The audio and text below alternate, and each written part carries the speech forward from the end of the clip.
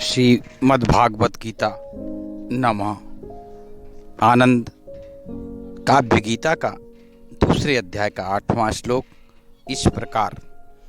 नहीं देखता साधन कोई, जो सुखी इंद्रिय हर्या दे।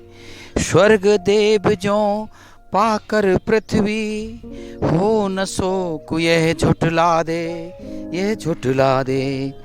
इसका संस्कृत श्लोक गीता जी के अनुसार, न हि प्रपश्यामि ममापनुद्याद्य, मच्छोकमुच्छोषणमिन्द्रियाणाम्, अवाप्यं भूमा वसपत्नमृद्धं, राज्यं सुराणामपि चाधिपत्यम्। इसका गद्य अर्थ इस प्रकार है। अर्जुन सोचते हैं कि मुझे ऐसा कोई साधन इस संसार में दिखाई नहीं पड़ता जो मेरी इंद्रियों को पीड़ित करने वाले, सुखाने वाले शोक को दूर कर सके। देवताओं के स्वर्ग की तरह सारी पृथ्वी पाकर भी मैं शोक पीड़ित नहीं होऊंगा, ऐसा कोई मेरे को बता दे। ऐसा साधन क्या है? इसका तात्पर्य इस प्रकार है।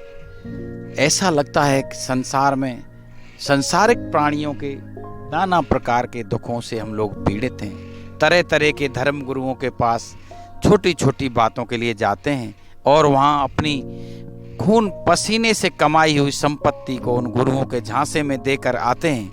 हालांकि उसके मनुष्य के सुखों से कुछ लेना देना नहीं है, दुख दूर करने का उनके पास कुछ भी तो नहीं है। लेकिन इस लालसा में हम ऐसा करते हैं।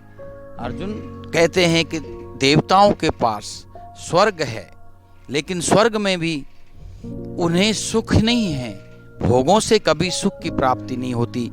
जिस दिन भोगों का अंत होता है वो वापस पृथ्वी पर आते हैं। इसी प्रकार अर्जुन को ऐसी आशंका है कि वो सारी पृथ्वी को जीत कर भी सुखी नहीं हो पाएगा, उसका शोक नष्ट नहीं होगा। इसका मतलब शोक नष्ट होने के लिए किसी और चीज की आवश्यकता है। बुद्ध जिसकी तलाश में घूमते हैं वो कर्मों के द्वारा, निष्काम कर्मयोग के द्वारा, सेवा के द्वारा, परोपकार के द्वारा, त्याग के द्वारा और ही मनुष्य उसे पा सकता है, ध्यान के द्वारा। यही गीता जी का मत है। भोगों में उसका कुछ अस्तित्व नहीं है। मनुष्य को भोगों के लिए इस अमूल्य जीवन को नष्ट नहीं करना चाहिए। जो जैसा है उसी में भोगते हुए निष्काम कर्मयोग के द्वारा साधना करते रहना चाहिए।